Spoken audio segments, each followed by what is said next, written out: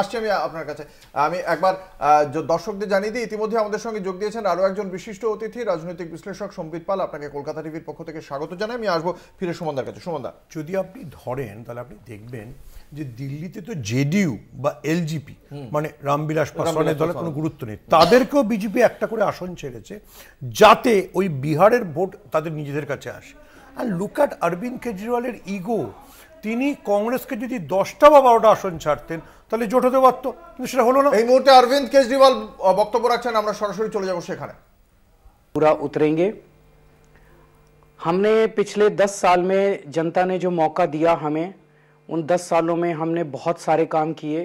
शिक्षा के क्षेत्र में, स्वास्थ्य के क्षेत्र में, पानी के क्षेत्र में, बिजली के क्षेत्र में और भी अलग अलग तरीके से लोगों को राहत पहुंचाने की कोशिश की उनकी ज़िंदगी में, और दिल्ली के इंफ्रास्ट्रक्चर को भी हमने सुधारने की कोशिश की।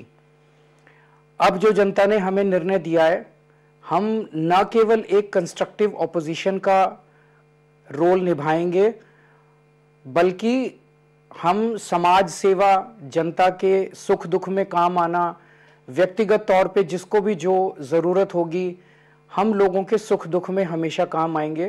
क्योंकि हम राजनीति में कोई सत्ता के लिए नहीं आए, हम राजनीति को एक ज़रिया मानते हैं जिसके ज़रिए जनता की सेवा की जा सके, जिसके ज़रिए लोगों के सुख दुख में काम आया जा सके।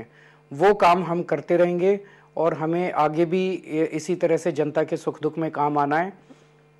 मैं आम आदमी पार्टी के सभी कार्यकर्ताओं को बहुत बहुत बधाई देना चाहता हूँ। वो बहुत शानदार चुनाव लड़े, बहुत मेहनत की, उन्होंने बहुत कुछ सहा इस पूरे चुनाव के दौरान।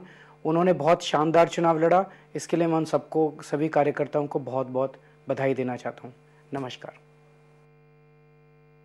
অরবিন্দ কেজরিওয়ালের বক্তব্য। সুমনদা, আপনি আপনার বক্তব্যটা শেষ করুন।